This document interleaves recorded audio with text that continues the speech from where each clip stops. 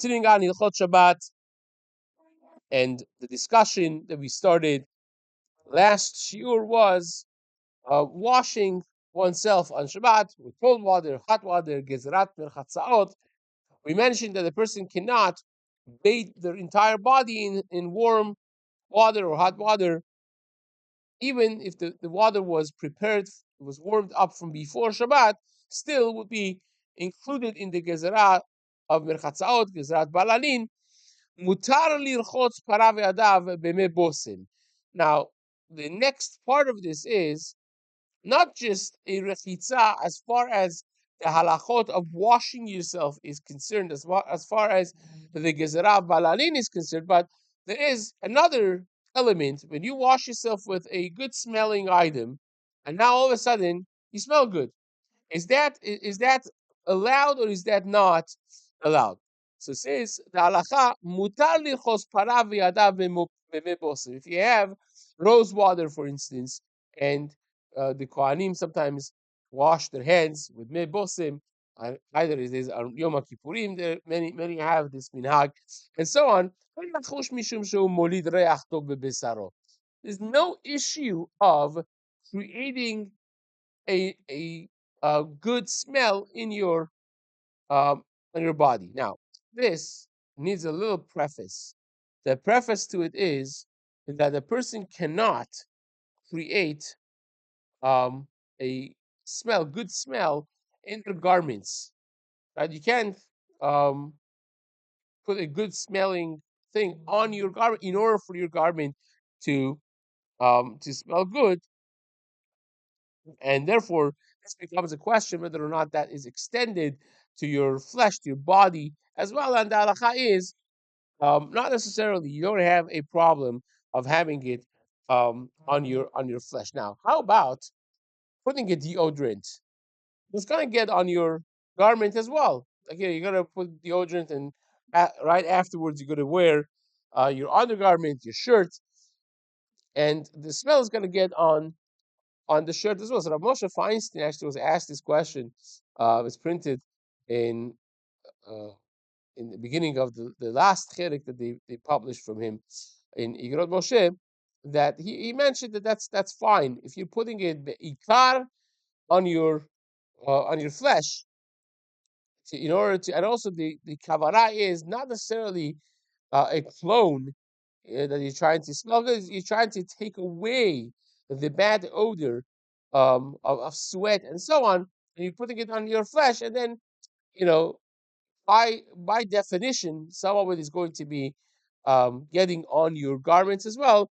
That is fine, but you can't wear your your spray on your, if you forgot to put it, and now you want to just spray it on your shirt and the armpits.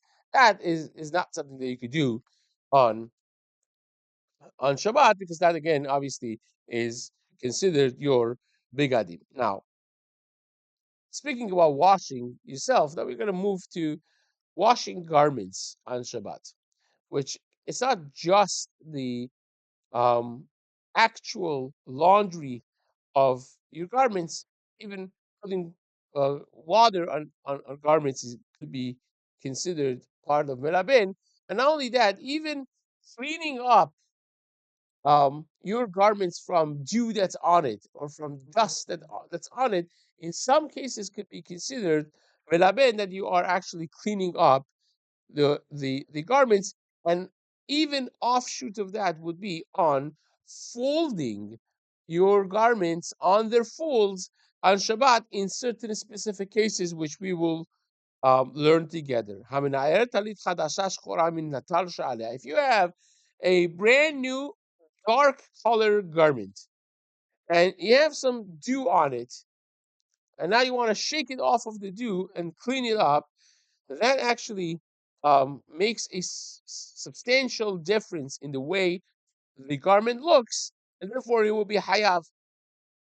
And same would be if you have a talit that is snowed on it, and you want to shake it off to clean it off of the snow. The shaking off, it's good for it. It looks like cleaned up just from shaking shaking the garment off of the dew or the snow that's on it.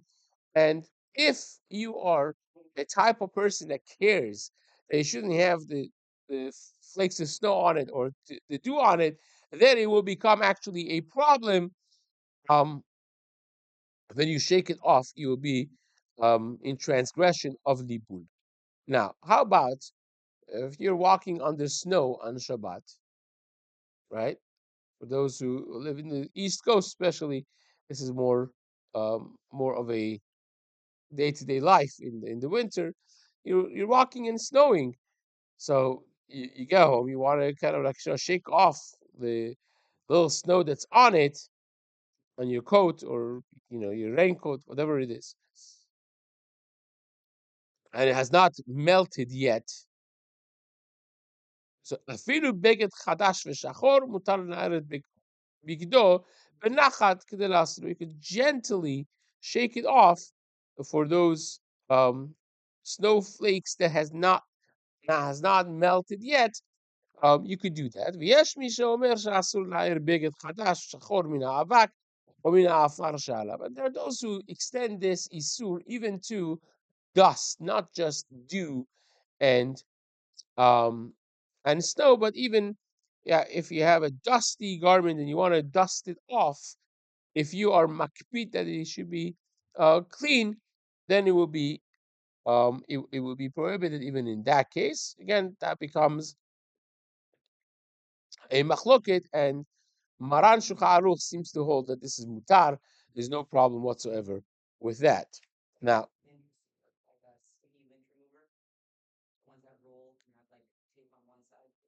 yeah, so lint removers, technically speaking, and the Ben Ish Chai, for instance, says um, that taking a string that's even detached, a white little piece of string that has gotten on your clothing, better not to do on Shabbat, but that's halachically mutar. To take things that are not attached, you just they have clinged to your garment, to remove them would be fine, and therefore using a lint remover, um, technically speaking, for someone that does it, and it's not a whole lot of dust.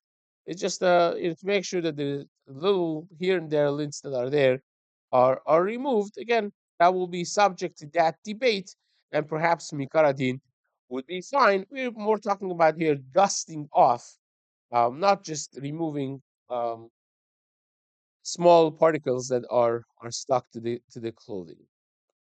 Now, mutar lasir. This is speaking about your question.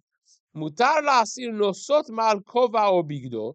If you have small um, lints or you have feathers, small feathers that are stuck to your kova, to your hat, or to your garments, to your coat. Even if you're talking about a completely brand new garments and it is black or dark color, it will be mutar. ואם נדבק בבגדו זרע פשתן או גרעין אבטיח או מן התבשיל, מותר להסיר בשבת. And if something has gotten stuck to your thing from a seed, let's say, has gotten from the food, has gotten stuck on your garment, you could peel that off on Shabbat as well. Now, that's obviously provided that you're not wearing one of those natural fur garments, which is a skin, because that will become much more questionable if you take something that's stuck on it and you're taking off some hairs from the actual skin that you're wearing.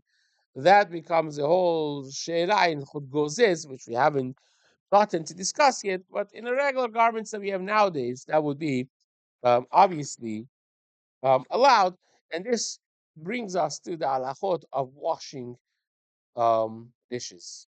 Washing dishes on Shabbat, what is mutar and what is not, is something debatable, which we're going to Bezrat Hashem discuss. A fascinating subject for the next shiur. Bezrat Hashem. Zaku Baruch.